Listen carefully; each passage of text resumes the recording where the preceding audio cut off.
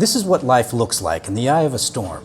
While the coronavirus pandemic ravages the world outside, Thailand hasn't logged a case of domestic transmission in 3 months.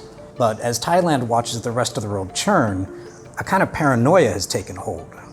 There's a resolve to seal off the nation, giving rise to a new pandemic xenophobia fanned by fear and a nationalist media. Let's just say, as an American here, I don't dare be seen outside without a mask on.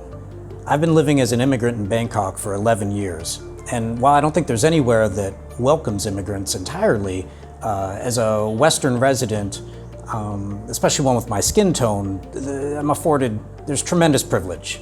Still, it's alarming to see your exclusion from society become a marketing pitch.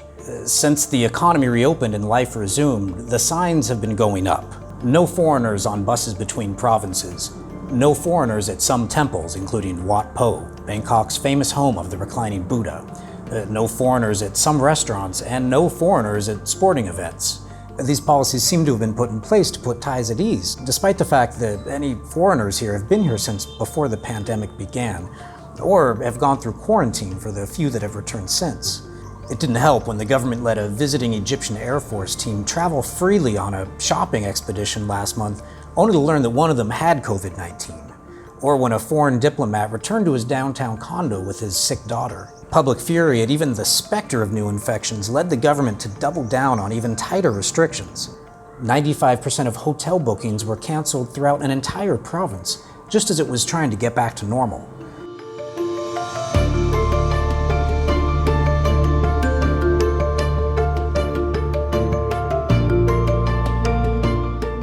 That's led to fear the cure could be worse than the disease for the tourism-dependent economy. Thailand's long had an uneasy relationship with the foreigners it relies on so heavily. Tens of millions of tourists, more than half the population, pour into the country and pour money into its economy annually.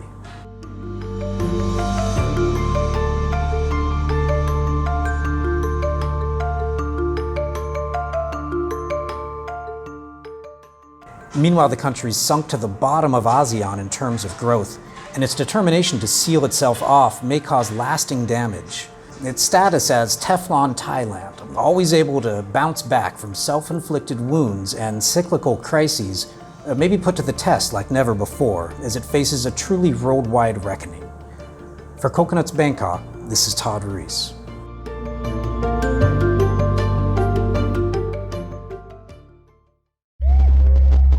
Coconuts TV.